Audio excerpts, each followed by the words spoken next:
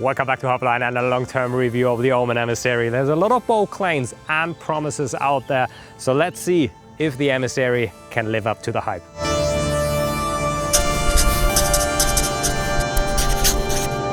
First things first, this is an unpaid and unbiased review. The OMEN Emissary has been my daily driver for several months now, so this really is a long-term review. Quick history on why I wanted to get my hands on the Emissary, and this is actually the bottom line. Now, if you have followed the development in boards for power winging and wing foiling, we've seen the short freestyle boards a couple of years back, and then we went into what I would call the mid-length phase. And now we're seeing a hybrid of downwind and mid-length. And I needed something for taking off early in wing foiling, light wind winging, and especially in power winging. So this board ticked all my boxes. I opt for the 66-liter one. I'm 65 kilograms in summer. Right now I'm 70 kilograms wet.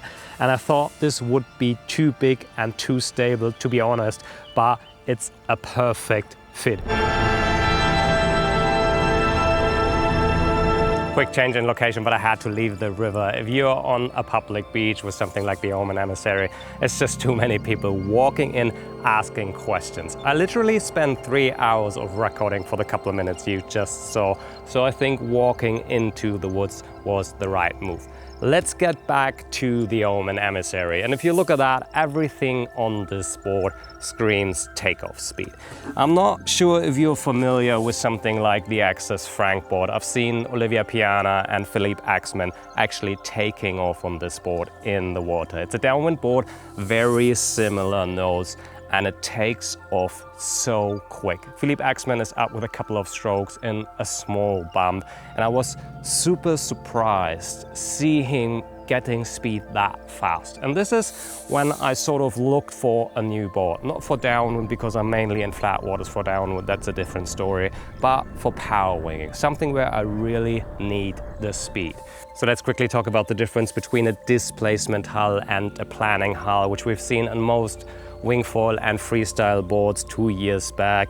A displacement hull is like a canoe, it cuts through the water, whereas a planning hull needs to get on the water surface and then it builds up speed very fast. But if you're into light wind winging or power winging, you might not have enough wind or power in your power wing to get your board into a planning speed. And this is where a displacement hull just excels. It's picking up speed like a canoe cutting through the water earlier, putting you in a position where you can engage the foil actively and then get on foil a lot easier.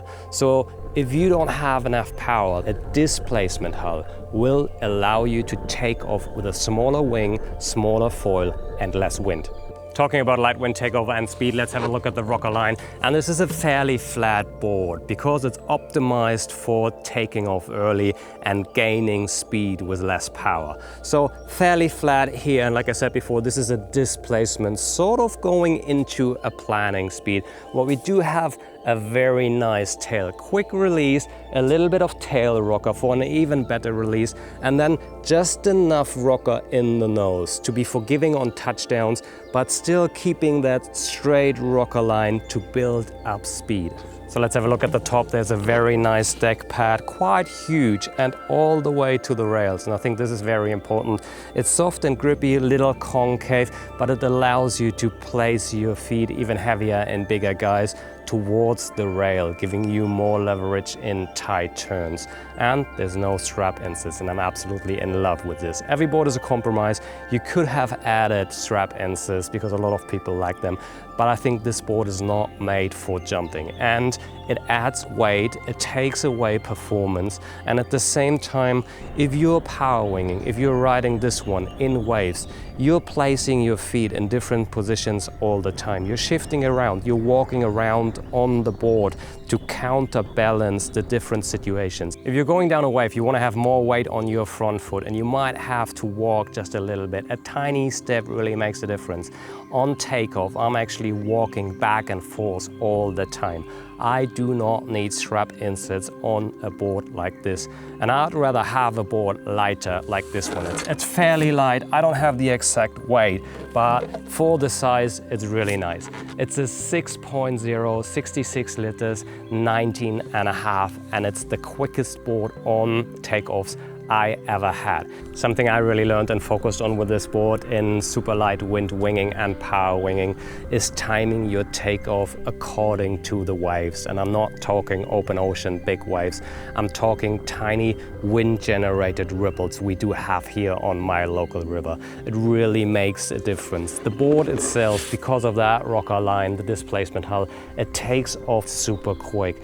But you can even accelerate faster if you do have the right timing. And I think this is what the board really likes. Going down waves, accelerating in waves. It's almost like an on-off feeling. You're taking off and it's quick, it's super quick.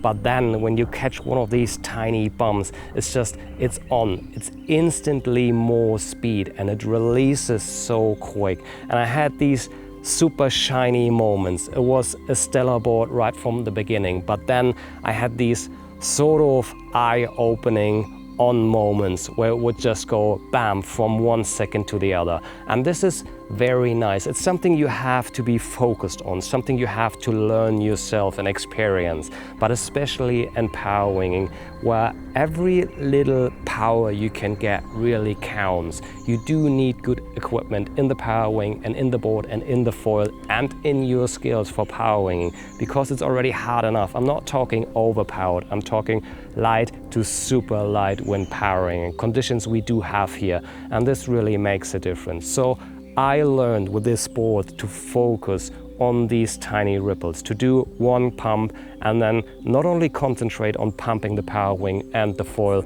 but getting the timing right to accelerate even faster, displacement hull through a tiny wake, wind generated wave, pushing me up very quick and effective. Before putting a foil on this to talk about positioning, I want to quickly talk about the quality and construction. OMEN boards are made by apple tree, so they are high quality. It's closed cell foam. If you break it in a session, you can keep riding. It's not gonna soak up water. I didn't have any problems over a period of several months. There's minor scratches in the deck pad like you would have on pretty much every board. There's no pressure dings at all. I actually had a few pretty rough moments. One day I left the board on the beach like this, sitting on the foil on the sand. Oh, fuck it. I walked up to the car to get the camera and then walked down with the board sitting nice on the beach. But the wind picked it up, flipped it over, and it was turning and tumbling on the beach with a couple of rocks several times, and all I had was minor scratches. So that was very impressive. Like you can see here, I was pretty concerned, and I could not believe that this board was still without a single crack.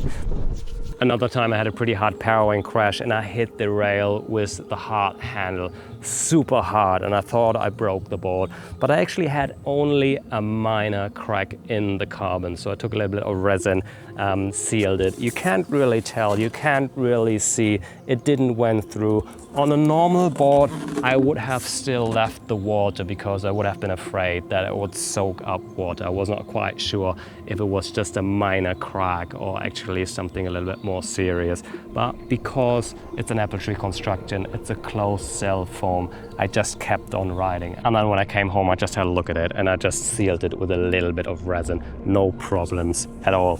Other than that, after several months of use and abuse, this board still looks like new. So I'm fairly impressed by the build quality. Quickly about look and design, and this is personal preferences, but I really like the look of the OMEN Emissary. It's look-through carbon right here, then you have the OMEN logo, which I really like, and the white tail. It looks absolutely stunning, inside and outside of the water. Quick to the top, we've got the big deck pad and then just a very slick looking OMEN logo. And this is actually what you're looking down while you're foiling, surfing around. I really like the look. Do honestly think this is one of the best boards I had in terms of look and design. Now on a high-performance board like the OMEN Emissary, foil positioning and weight distribution is more important than on other more forgiving boards. Think of it as a high-performance weapon and you want to tune it the right way. The easiest way to do this, or to get a really good starting point, is to put your foil, your setup on the OMEN Emissary and then lift it 2/3 back from your leading edge on the front wing. And this should be more or less in balance, parallel to the ground. So center of lift is in the same line as the center of gravity. It doesn't mean it has to stay like this. You can still fine-tune it once you hit the water, but this is a very good starting point. One thing I discovered from riding the Emissary with different brands and different foils, usually if I take a smaller front wing, I move the foil forward to get more front foot pressure. But the foils add stability to the board, and with a smaller foil, it's less stability. So on some foils, smaller foils especially, I would move the foil slightly back to have more volume in front of my front foot or under my front foot, giving me more stability. This sort of kills a little bit the performance, but it gives me more stability. Probably being able to push harder on my wing or my power wing because I'm not falling off the board. So this was quite awkward, and I played around a lot with foil positioning. So like I said before, get yourself a starting point and then play around. If you have tiny foils, if you feel unstable on the foil, if you have the feeling that you're not able to push hard enough, and if the nose is going down, just move the foil slightly backward. And we're not talking much, we're talking maybe 1/2 centimeter or a centimeter.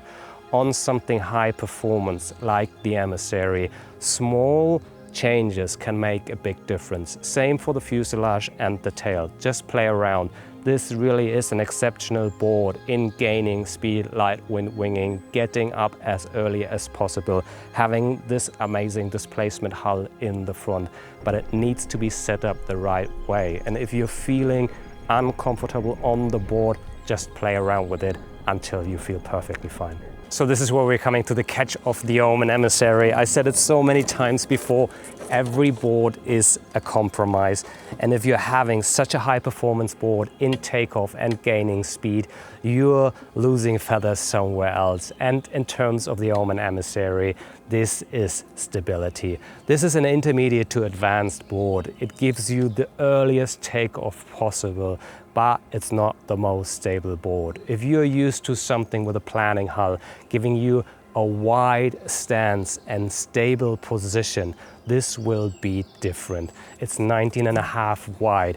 Once you get used to it, and once you know how to really benefit from this exceptional fast shape, it's not a problem, but don't expect it to be the same like your 22-inch wide freestyle board with a flat bottom. Final thoughts on the Emissary. Who is it made for? And I think the OMEN Emissary is an exceptional board if you're looking for something to get you on foil as quick as possible. I'm absolutely in love with the nose and the displacement hull and the ability to pump and accelerate in tiny bumps so quick, getting me on foil faster than ever before in light wind and ultra light wind winging and power winging. But at the same time, this is not the most stable board. So I would say it's an intermediate to professional board. If you have wing foiled and power winged before, if you're looking for the next step, something super high performance, this is it. But if you're a beginner, you could get on this board for sure, but it's just your learning curve will not be as quick as it would be on a wider and more stable board, probably with a planning hull. So would I recommend the OMEN Emissary? Absolutely yes. If you have a little bit of a foiling background, this will get you on foil as quick as possible, and it's a very nice upgrade. Every time I went out, it felt like I discovered a new feature, and this taking off according to the waves and accelerating even faster was an amazing feeling. If you do have questions, use the comments, and I'm very much looking forward to see you back here on this channel again. Take care.